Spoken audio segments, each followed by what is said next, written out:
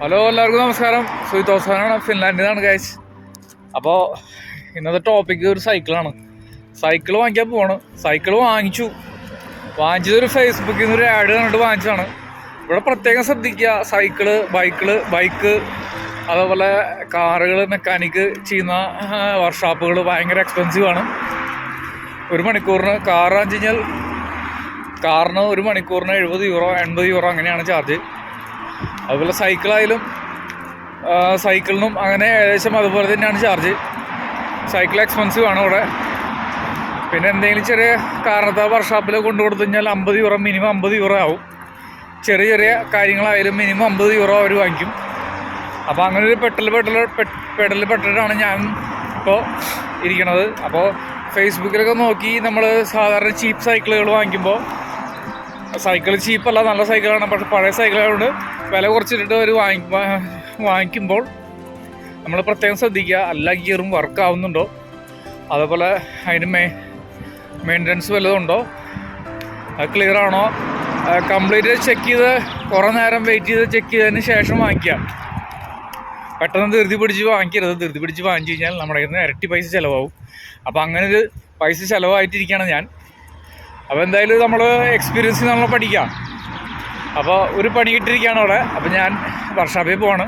വർക്ക്ഷോപ്പിൽ പോയിട്ട് അടുത്ത കാഴ്ചകൾ കാണിക്കാം. Okay guys, subscribe and like and share guys. ഇതാണ് കട പുറത്തുനിന്ന് നോക്കിയാലും ഒന്നും മനസ്സിലാവുന്നില്ല. സൈക്കിളൊക്കെ ഇരിക്കുന്നത് എങ്ങനെയൊന്നും മനസ്സിലാവുന്നില്ല. ഇത് ഇങ്ങോട്ടാണ്. ഇത് കണ്ടോ, സൈക്കിള്, ഇതാണ് എൻ്റെ സൈക്കിള്.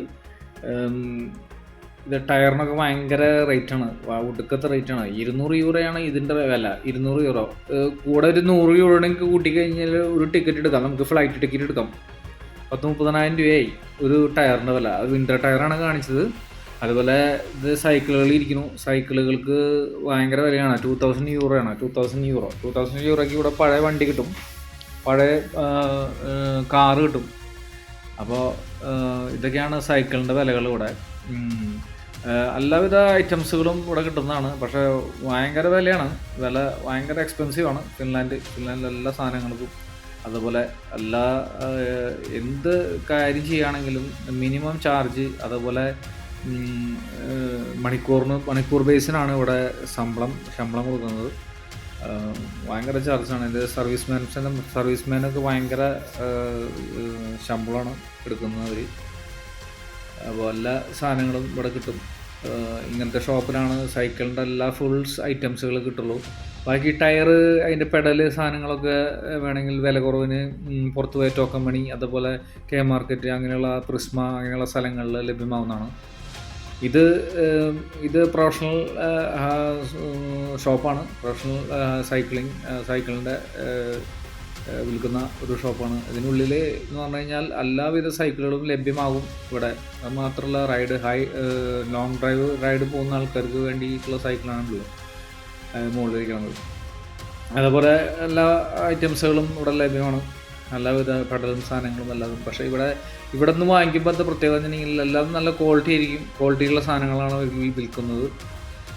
പുറമെ പ്രിസ്മ അങ്ങനെയുള്ള സ്ഥലങ്ങളിൽ അത്ര ക്വാളിറ്റി ഉണ്ടാവില്ല. ഇത്ര ക്വാളിറ്റി ഉണ്ടാവാൻ സാധ്യത കുറവാണ്.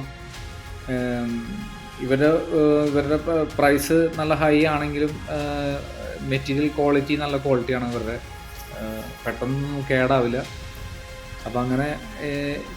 അപ്പോൾ എൻ്റെ സൈക്കിളിന് ചെറിയൊരു കംപ്ലൈൻറ്റ് ഉണ്ടായിരുന്നുള്ളൂ. അതിന് 40 യൂറോ ഞാൻ സർവീസ് ചാർജ് കൊടുത്തു.